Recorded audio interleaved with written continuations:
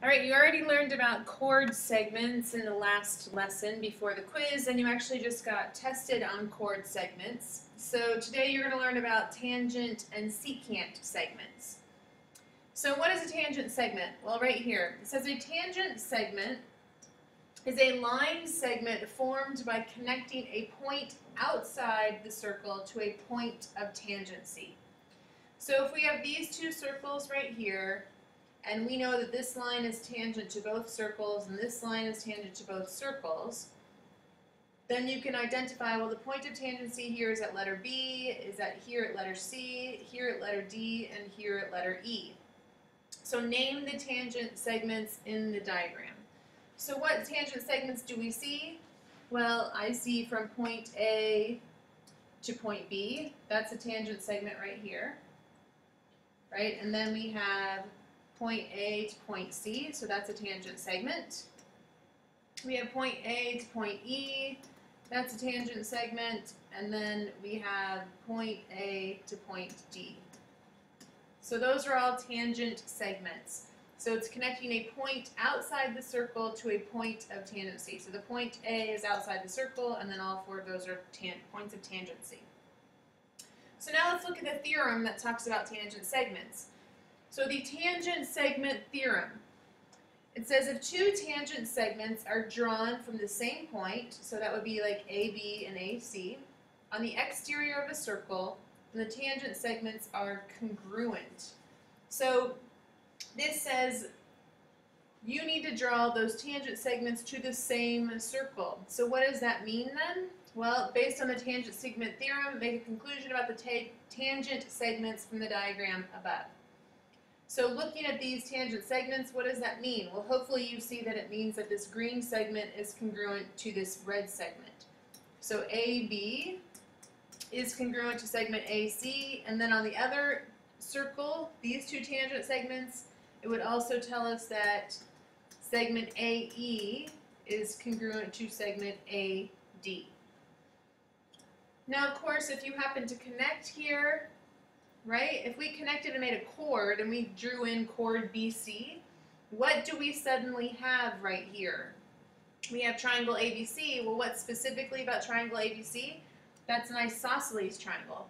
And what do we know about an isosceles triangle? Well, we have these base angles down here that are congruent to each other, and then we have this vertex angle up here. Same if we drew chord AED, we'd have an isosceles triangle where these two angles down in the corners would be congruent. Those are base angles, and then this vertex angle up here is different from the base angles. So what I want you to do now is stop, pause this video, and go to problems 5 and 6 on page 39. If you got the booklet from Leopold, Donovan, Craig, or Tuesley, it's page 39 in your book. I want you to try those two questions. If you're from Mr. Murgatroyd's class, you need to go to page 36 of your geometry packet and try those two problems on your own and see how you do. When you're finished, you can unpause and I'll go through the solutions with you then. Okay, so pause, get out your packet. If you don't do that, we teachers will know that you weren't listening to this video. So then we can go through and see what you guys are doing. All right, try those problems, come back to me. Okay, so on page 36 or page 39, whichever packet you had, you should have seen these two questions, 5 and 6. So this first question, did you get the measure of angle KPS to be 67 degrees? I hope so. Why does that work? Well, these were tangent segments KP and KS, so those are congruent to each other. Therefore, it makes triangle PKS an isosceles triangle with these base angles being congruent. Well, if these base angles are congruent and we gave you the vertex angle, then you subtract the vertex angle from 180 degrees, divide that in half to get the measure of one of these base angles. So 134 divided by 2 gives us 67 degrees. On question number 6, did you get your answer to be 29 degrees? Hopefully. You can see again you have a tangent right here, PS. Well, we know tangents intersect radii or radius of a circle at 90 degrees, so they're perpendicular to each other. And so we know this is a 90-degree angle. We gave you angle SMO, it's 119 degrees, and then SMP and SMO are supplementary. So in order to get SMP, we subtract 119 from 180 to get 61 degrees. And then, of course, these two angles must be complementary if this is already 90 degrees, Or you could say these three angles have to add up to 180. So 90 plus 61 plus what will give us 180 degrees, and that's 29.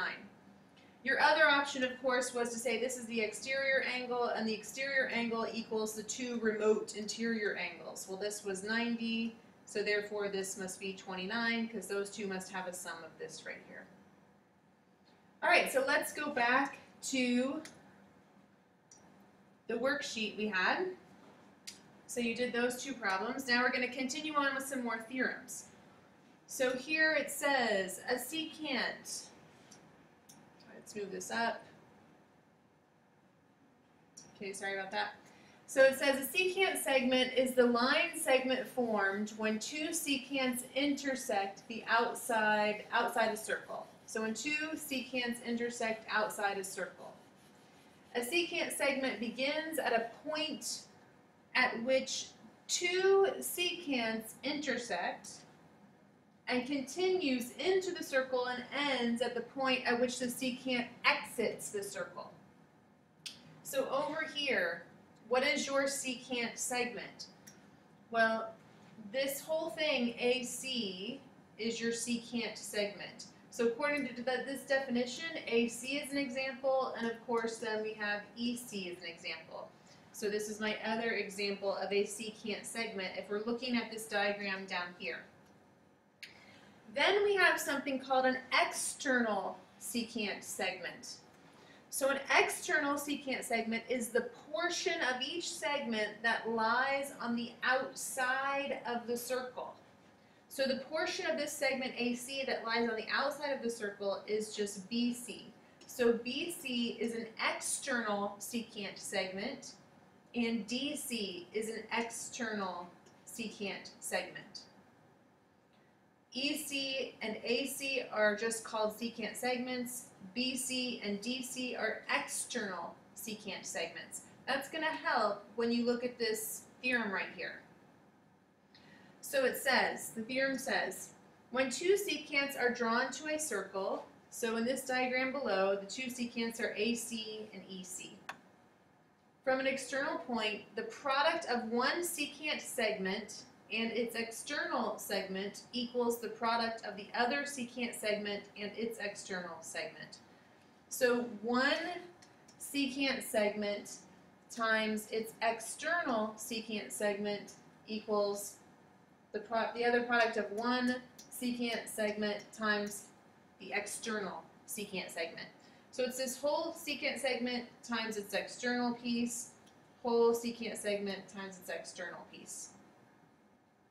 So it says use the secant segment theorem to write out the products. That's what it would be. The whole thing times the outer secant equals the whole thing multiplied by its outer segment. Okay, so let's move on and apply this to the problems here.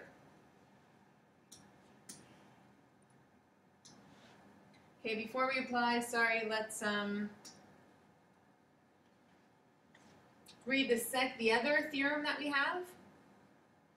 So it says secant tangent theorem. If a tangent and a secant intersect in the exterior of a circle, then the product of the lengths of the secant segment and its external segment is equal to the square of the tangent segment.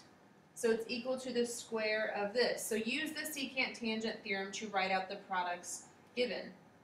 So a secant segment, so if a tangent and a secant segment intersect in the exterior of a circle, which they do, then the product of the lengths of the secant segment, that's YC, and its external segment, so the product of these two things equals the square of the length of the tangent. So here's my tangent. So that's the square of the length of the tangent. So that's CX squared. So if you have a secant, then it's whole thing times external equals whole thing times external. If it's a secant tangent, it's whole thing times external equals tangent squared. So now go ahead and pause, try to answer these examples on your own, and then when you're done, come back and see how I did them. Okay, good luck. Okay, so have a look at these four answers. If you got 6 for number 1, 12 for number 2, 4 for number 3, and 9 and 6 for number 4, then you probably don't need to read through the work because you understood what you were doing. If you missed one of them, then you need to go ahead and look through the work and try to figure out what you did wrong. Or you can continue to listen, and I'm going to explain all of them right now. So this first one is a secant and a secant. So we take the entire secant segment. So I tell you that cy is equal to 8. That's the entire secant segment times the outer segment, which is x, equals the entire secant segment, which is 12, times the outer secant segment, which is 4. So 8x equals 48, divide by 8, so we get x equals 6. Number 2 is a secant and a tangent.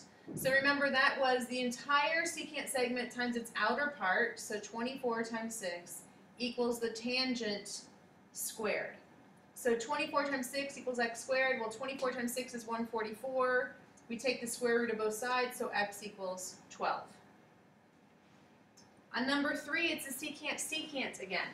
So we have to take the entire secant segment, which is x plus 6, times the outer part, which is 6, and that equals the entire secant segment, which is 12, times the outer segment, which is 5. So here we have to distribute 6 times 6 is 36, 6 times x is positive 6x, 12 times 5 is 60. Subtract 36 on both sides to get 24. Divide by 6, so we get x equals 4. And remember, you can do a quick check. So is 10 times 6 equal to 12 times 5, right? Whole segment, if this is 4, 10 times 6 is 60, 12 times 5 is 60, so yes, you did it correctly. And finally, number 4, we had 3 things going on. We had a secant and a secant, so I did that first to answer my letter x, and then I did a secant and a tangent. I did that second to answer my letter y. So secant, secant. So I do the whole secant segment, which is 9, times the outer secant segment, which is 4. That equals the whole secant segment, which is x plus 3, times the outer secant segment, which is 3. I distribute 3 times x, 3 times 3, so that's 3x plus 9.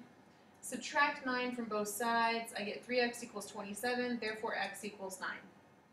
So again, check it. Is 9 times 4 equal to? Well, if this is 9, that's 12 times 3. So yes, 36 equals 36, so you know you've done it correctly.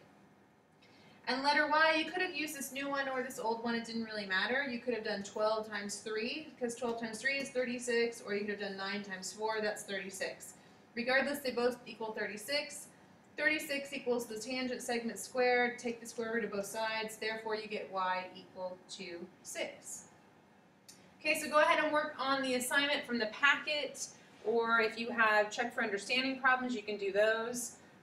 Hopefully you did well on the quiz. If not, you need to get in and see your teacher, see one of us to ask questions and get some help.